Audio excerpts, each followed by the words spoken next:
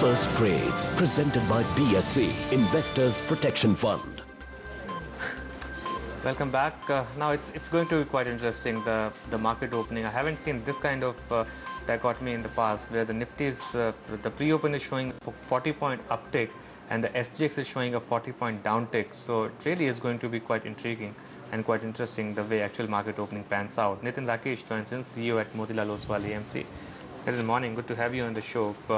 First up, what's the expectation from the big event today, and which way do you think the market would react? Morning. I think we are in a very interesting situation right now, given that the central bank really has some hard decisions to make.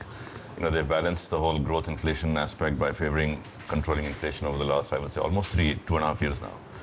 But I think things have actually gone to a point where it's imminent that we're going to have a cut at some point. So we do expect some action on the repo rate. I think the market consensus is 25. I would even go out and say there's a chance that it might be 50 basis points on the repo rate. Although people are expecting some action on the CRR side, I think it's unlikely that after 2 rounds of CRR cuts, post the peak season for credit, I think it may not be warranted that we'll see another CRR cut at least this time around.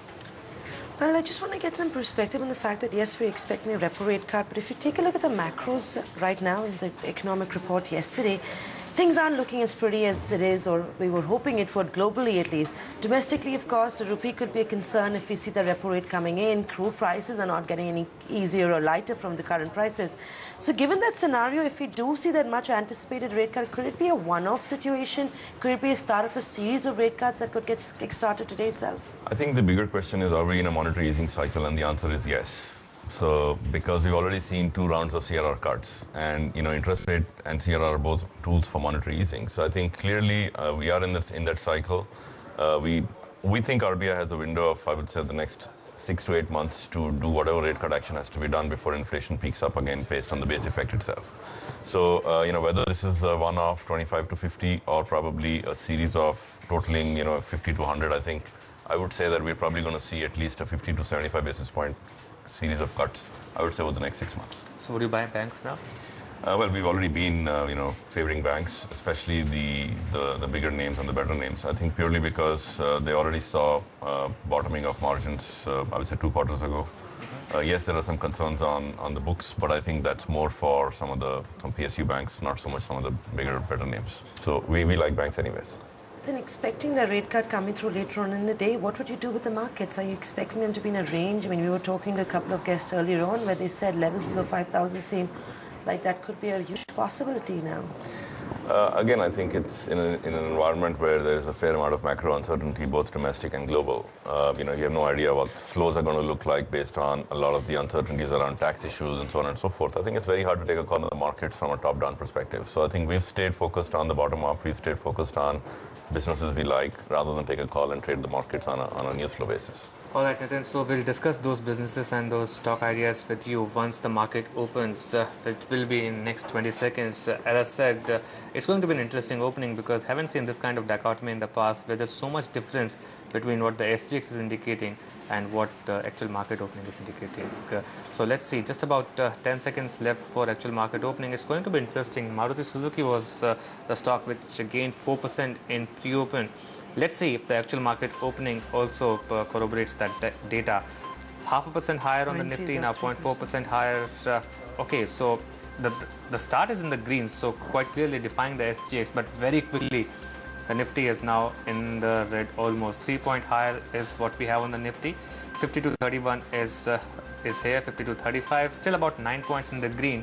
So it's defied SGX for sure, but quite clearly not the kind of gains which the pre-open was indicating.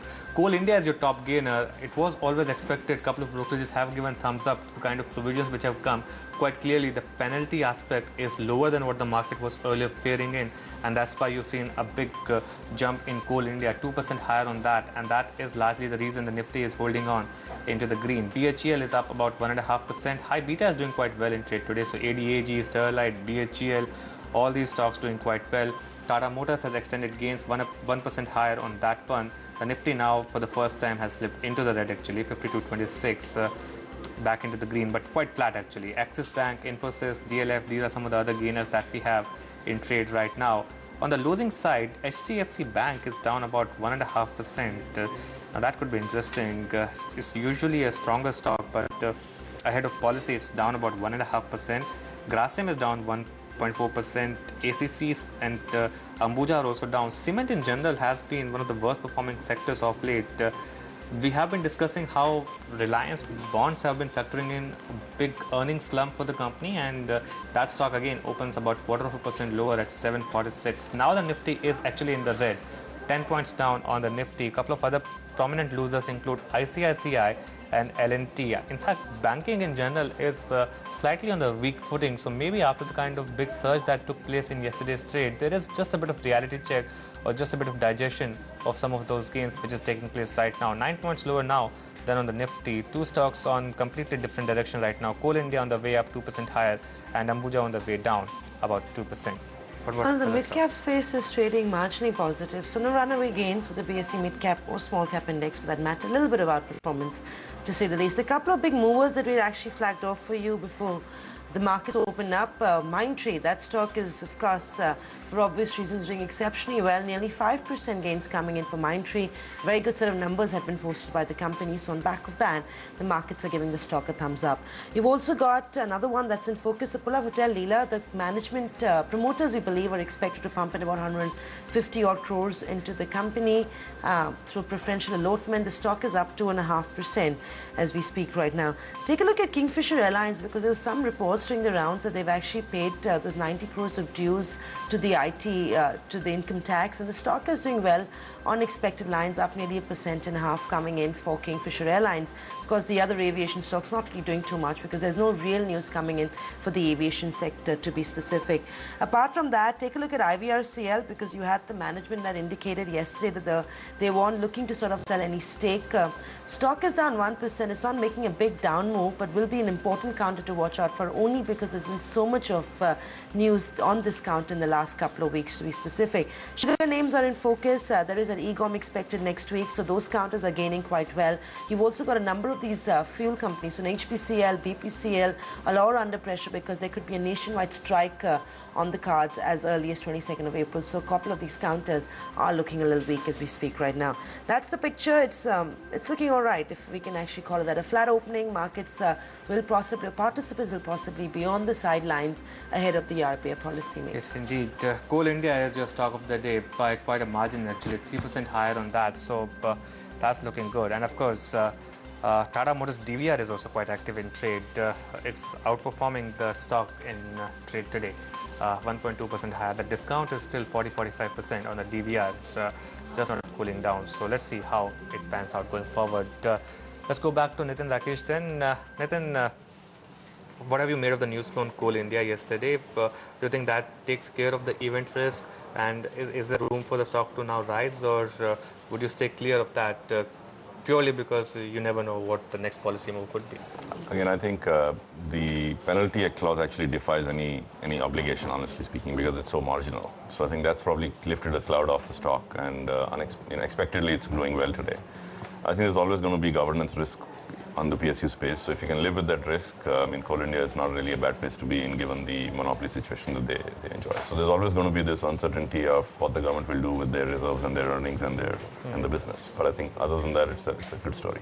And the other big story, of course, has been the way earnings season has begun with Infosys. It was a bit of a shocker, I don't remember ever Infosys coming out and saying that they'll go lower than the industry. Right. Do you think it's now going to underperform, or do you think they're just being ultra conservative and this actually is a good time to buy? I think in a way they've always been a little conservative on their guidance, but I think it's a reality that this year it looks like they'll grow slower than the industry, because post the Infosys results as well, NASSCOM has reaffirmed the 11 to 14% industry growth. And if they have given a single-digit growth guidance, then it's clearly a sign of current times. The big debate really is it a very specific Infosys event, or is it more an industry event? And I think that will only be clearer once we see the numbers from TCS and Wipro and Cognizant and so on and so forth. But I think there clearly is some sort of a transition happening at Infosys, and investors really didn't expect this kind of a guidance. Then another factor that's keeping the markets edgy recently, at least, has been the rupee move. I mean, we're closer to 52 against the dollar right now. Irrespective of what happens globally, it seems like this is more of rupee weakness as opposed to dollar gains.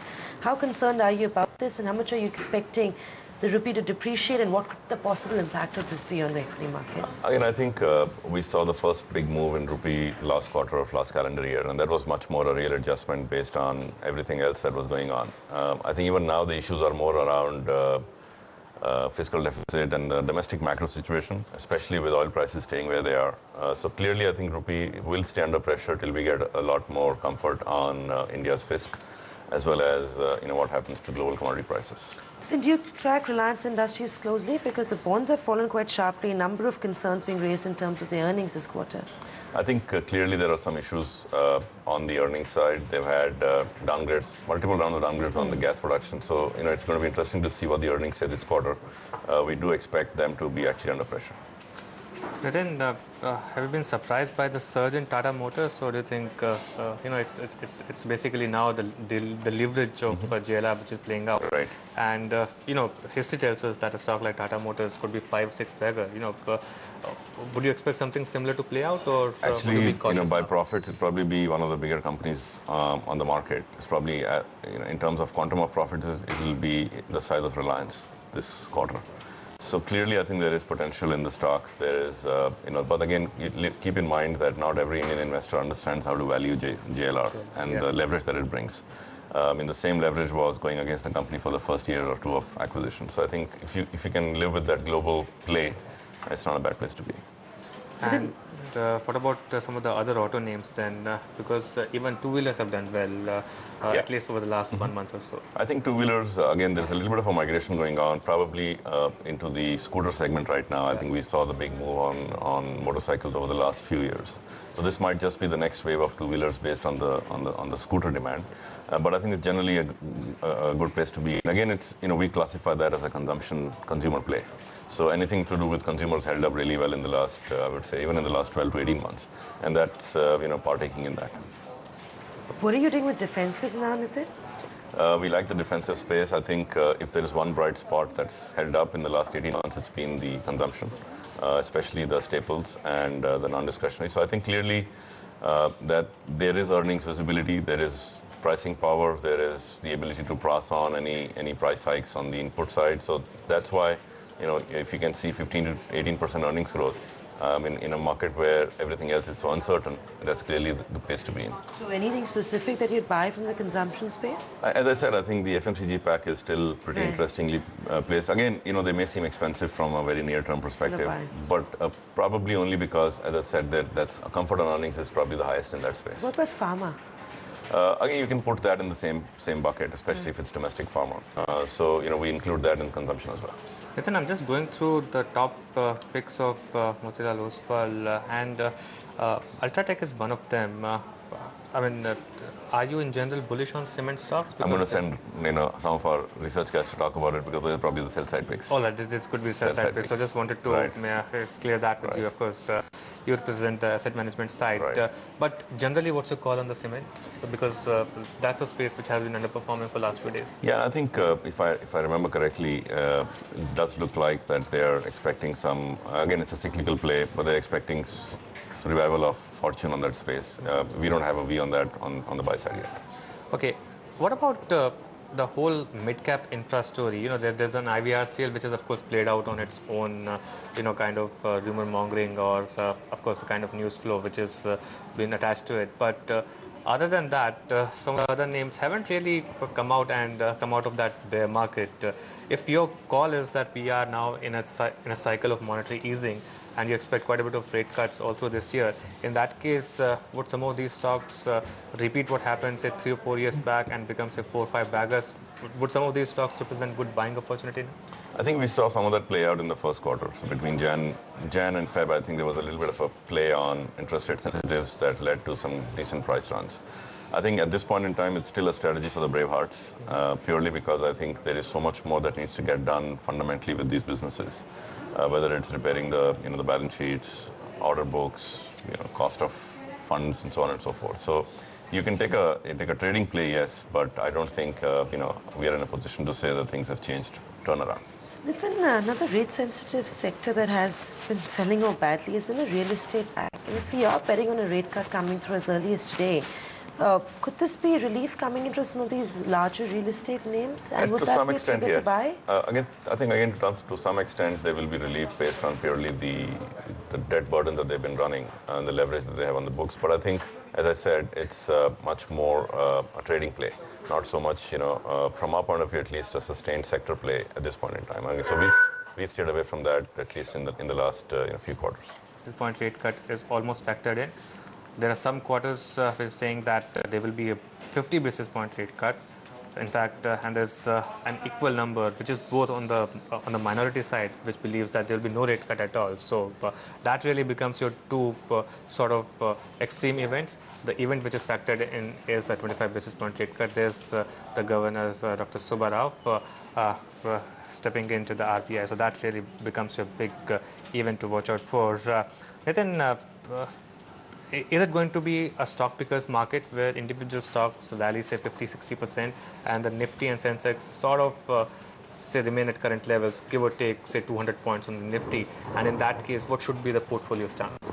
I think it's been a stock pickers market for the last 12 months. Yeah. In a way, we've stayed in this 5,000 to 5,500 band, barring a few breaches on both the sides. But individually, I think businesses have done much better. So, there have been portfolios that have returned far, far higher in positive territory in the last 12 months. So, it's already, we are already in a place where top-down isn't really playing out because there's so much confusion on the macro, both domestic and global.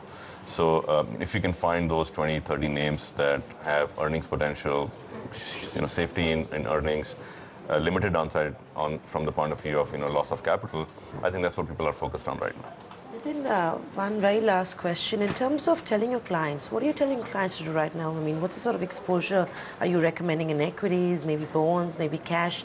What is the sort of good asset allocation that one should be looking at this point of time? I think, again, it's a very individual assessment based on what particular position the client is in. But given the fact that equities tend to obviously have to be part of everybody's portfolio, I think what we are not recommending is taking a trading call on the market. So we continue to recommend buy the equities, but buy them from a 3 to 5 year perspective, and a much more bottom-up, building of portfolios. Even if it's using indexes, you can actually build a pretty good portfolio, well diversified, have a flavor of not just large caps and mid caps, but some other flavors as well.